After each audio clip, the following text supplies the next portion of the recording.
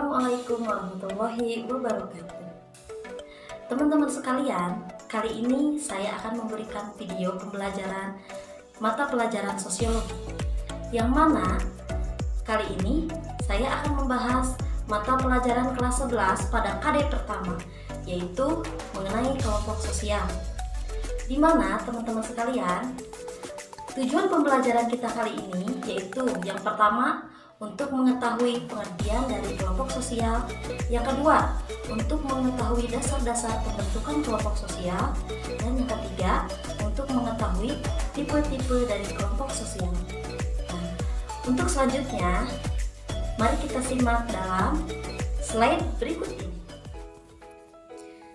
Pada bagian ini, saya akan membahas mengenai kelompok sosial, di mana tujuan pembelajaran kita yaitu pertama mendeskripsikan pengertian kelompok sosial, mengidentifikasi tipe-tipe kelompok sosial, mendeskripsikan dimensi hubungan antar kelompok, mendeskripsikan dinamika kelompok sosial di Indonesia, memahami dan menghargai berbagai kelompok sosial di sekitar kita, memperdalam nilai agama yang dianutnya dan menghormati agama lain, serta mensyukuri keberadaan dan keberagaman kelompok sosial di masyarakat sebagai anugerah Tuhan yang Maha Kuasa.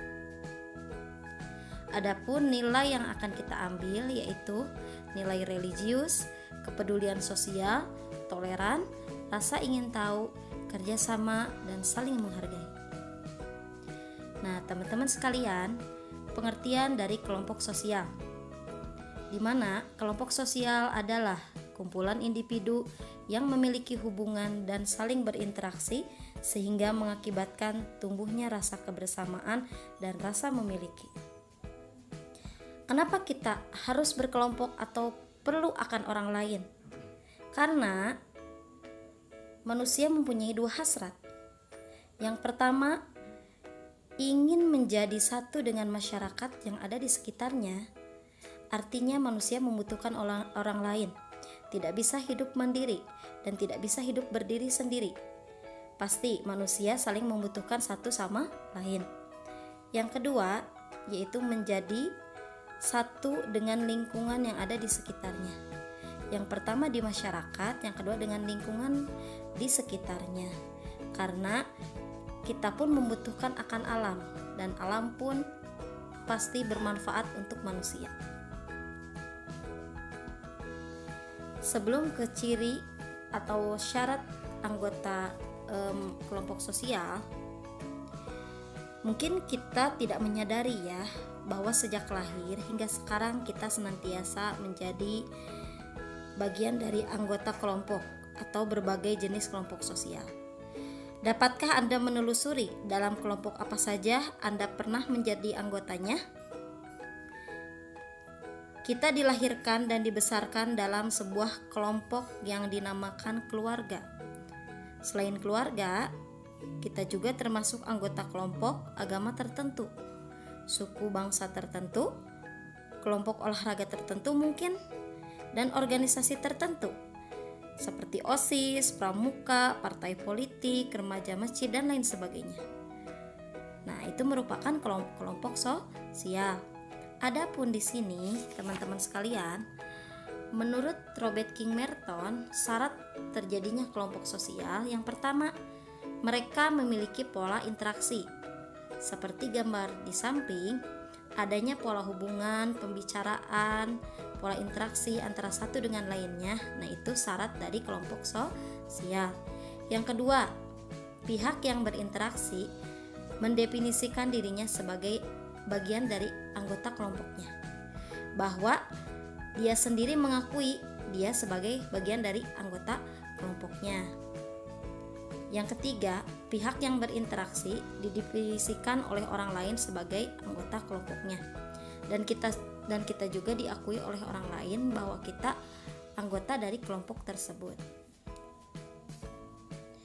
Nah, adapun menurut Sujono Sukanto nih teman-teman, Sujono Sukanto ini merupakan tokoh sosiologi asal Indonesia, di mana dia mengemukakan ciri dari kelompok sosial ada beberapa. Di antaranya, yang pertama adanya kesadaran sebagai bagian dari kelompok yang bersangkutan, bahwa kita menyadari kita anggota dari bagian kelompok tersebut. Yang kedua, ada hubungan timbal balik antara anggota yang satu dengan yang lainnya dalam suatu kelompok itu. Yang ketiga, ada suatu faktor pengikat yang dimiliki bersama oleh anggota-anggota kelompok. Nah, di poin yang ketiga ini nih, bahwa kelompok tersebut mempunyai tujuan yang sama, mempunyai ikatan batin yang sama. Contohnya, kalau di dalam suatu kelompok kelas nih, kelas A atau IPS 1, di mana kelas tersebut pasti memiliki tujuan yang sama, yaitu untuk meraih cita-cita, dan mereka saling berinteraksi satu sama lain, mempunyai kesadaran bahwa dia bagian dari kelas tersebut. Dan yang keempat, yaitu memiliki struktur, kaidah dan pola perilaku bersama. Artinya di dalam suatu kelas pastikan teman-teman ada yang namanya ketua kelas nih, ada yang namanya sekretaris, ada yang namanya bendahara. Nah, itu merupakan struktur dari kelompok tersebut. Kemudian bersistem dan berproses. Artinya kelompok tersebut ada karena adanya kurun waktu yang lama. Kalau suatu kelompok hanya bersifat sementara, itu merupakan bukan kelompok sosial. Nah, adapun di sini tipe-tipe kelompok sosial ada beberapa menurut para ahli. Yang pertama menurut Emil Durkheim, ini salah satu tokoh sosiologi. Durkheim membagi kelompok sosial atau tipe kelompok sosial ke dalam dua tipe. Yang pertama solidaritas organik, dan yang kedua adalah solidaritas mekanik. Solidaritas organik merupakan bentuk solidaritas yang telah mengenal pembagian kerja. Bentuk solidaritas ini bersifat mengikat, seperti unsur-unsur di dalam masyarakat tersebut saling bergantung. Karena adanya saling ketergantungan ini, ketiadaan salah satu unsur akan mengakibatkan gangguan pada kelangsungan hidup masyarakat. Pada masyarakat dengan solidaritas organik, ikatan utama yang mempersatukan masyarakat bukan lagi kesadaran, melainkan kesepakatan yang terjalin di antara berbagai profesi hukum yang menonjol, bukan hukum pidana, melainkan ikatan hukum perdata. Sanksi terhadap pelanggaran kesepakatan bersama bersifat restitutif, artinya si pelanggar harus membayar ganti rugi kepada yang dirugikan untuk mengembalikan keseimbangan yang telah ia langgar. Nah, dari ciri kelompok organik ini, biasanya kelompok ini ikatannya tidak begitu erat. Mereka berkumpul hanya dengan kepentingan semata. Berbeda dengan kelompok yang memiliki solidaritas mekanik. Artinya, di solidaritas mekanik ini, masyarakat itu masih sederhana, belum mengenal pembagian kerja. Tiap-tiap kelompok dapat memenuhi keperluan mereka masing-masing tanpa memerlukan bantuan atau kerjasama dengan kelompok lain. Dalam masyarakat yang menganut solidaritas mekanik, yang diutamakan adalah persamaan perilaku dan sikap. Seluruh warga masyarakat diikat oleh kesadaran kolektif, yaitu kesadaran bersama yang memiliki 3 karakteristik: mencakup keseluruhan kepercayaan dan perasaan kelompok tersebut. Nah, jadi artinya sanksi dari solidaritas mekanik sendiri itu bersifat tidak memaksa. Jadi mereka itu sama-sama sadar. Ikatan kelompok solidaritas mekanik ini biasanya ikatannya begitu intim. Contohnya pada masyarakat pedesaan, di mana masyarakat pedesaan saling menolong itu menjadi suatu budaya di dalam masyarakat tersebut. Berbeda nih dengan solidaritas organik. Contoh halnya masyarakat perkotaan. Masyarakat perkotaan notabene masyarakatnya itu masing-masing. Mereka berkumpul hanya atas kepentingan mereka sendiri. Nah, itu. Yang kedua, menurut salah satu tokoh sosiologi juga, yaitu Ferdinand Tönnies, dia mengemukakan 2 teori. Yang pertama yaitu Gemeinschaft. Yang kedua yaitu Gesellschaft. Artinya kalau dalam bahasa Indonesia Gemeinschaft itu artinya itu paguyuban, merupakan bentuk kehidupan bersama di mana anggota-anggotanya memiliki hubungan batin yang kuat, bersifat alami dan kekal. Contohnya nih, hubungan yang terdapat dalam keluarga, kelompok kekerabatan, dan hubungan dengan tetangga pada masyarakat tradisional atau pada masyarakat pedesaan. Nah, kalau yang kedua yaitu Gesellschaft, artinya itu patembayan. Patembayan sendiri merupakan kehidupan publik sebagai sekumpulan orang yang secara kebetulan hadir bersama. Tetapi setiap orang tetap mandiri, bersifat sementara dan semu. Di dalam Gemeinschaft, individu tetap bersatu meskipun tinggal secara terpisah. Sebaliknya, di dalam Gesellschaft, individu pada dasarnya terpisah, meskipun ada faktor pemersatu, strukturnya bersifat mekanis seperti mesin yang setiap komponennya memiliki fungsi atau kegunaan. Contoh lain dari Gesellschaft itu adalah hubungan dalam dunia industri atau bisa organisasi politik. Nah, itu Gesellschaft. Berarti dari teori Ferdinand Tönnies dan Durkheim ini memiliki kesamaan. Kalau Gemeinschaft ada kesamaannya dengan solidaritas mekanik. Adapun Gesellschaft itu ada persamaannya dengan solidaritas organik. Yang ketiga, menurut Coley.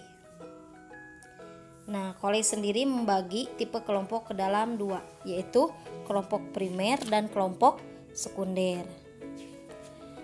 Adapun kelompok primer, teman-teman, kelompok primer ini hubungannya itu sangat intim, ditandai dengan pergaulan, kerjasama, dan tatap muka yang sering.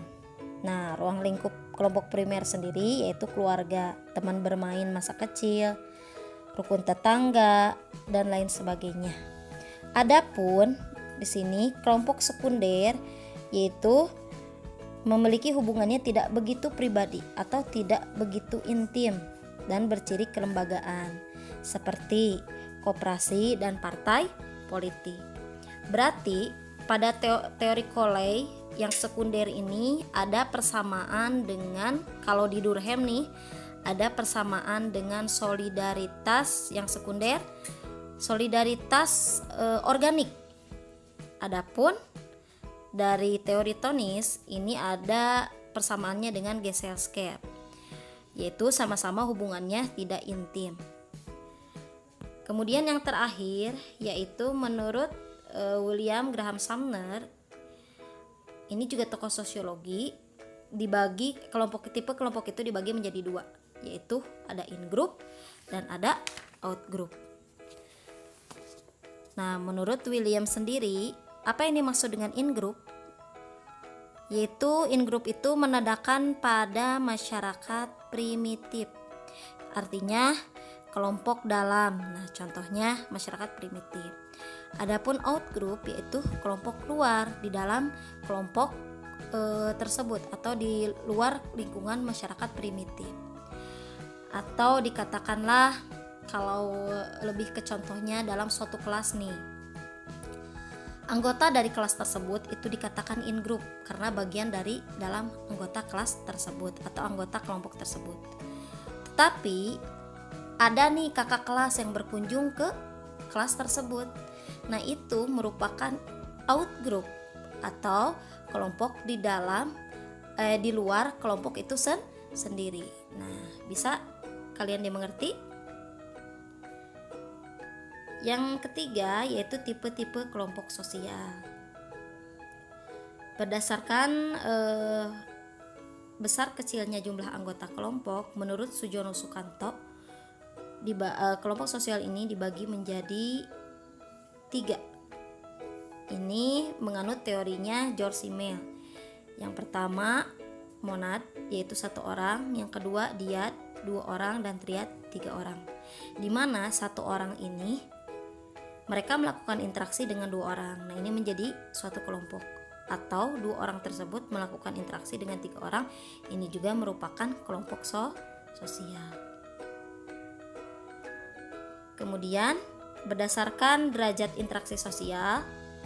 Nah, berdasarkan derajat interaksi sosial yang mana tadi komunitas diad, triad, dan monad melakukan interaksi, mereka merupakan kelompok sosial. Yang kedua, tipe-tipe kelompok sosial menurut Sujono Sukanto itu dibagi menjadi 4. Yang pertama, berdasarkan besar kecilnya jumlah anggota. Yang kedua, berdasarkan derajat interaksi sosial. Adapun kelompok sosial itu kalau tidak melakukan interaksi berarti bukan kelompok sosial. Yang ketiga, kelompok sosial bisa didasarkan atas kepentingan wilayah. Contohnya, suatu wilayah nih, kelompok wilayah kampung Cihuni atau kelompok wilayah kampung Pasir Tirip. Nah, kelompok wilayah tersebut biasanya anggota kelompok dari wilayah tersebut memiliki ikatan batin yang kuat. Atau terakhir yaitu berdasarkan derajat organisasi. Kemudian kelompok sosial juga dibagi menjadi 2 bagian. Yang pertama, kelompok yang teratur dan kelompok yang tidak teratur. Sesuai dengan yang saya jelaskan tadi, menurut tokoh-tokoh sosiologi itu merupakan kelompok yang teratur. Adapun kelompok yang tidak teratur ini merupakan kelompok kerumunan, di mana kerumunan terjadi apabila sejumlah anggota berada di suatu tempat karena sesuatu yang menarik perhatian bersama. Contoh kerumunan adalah antrian karcis di bioskop. Kerumunan bukanlah suatu kelompok yang terorganisasi.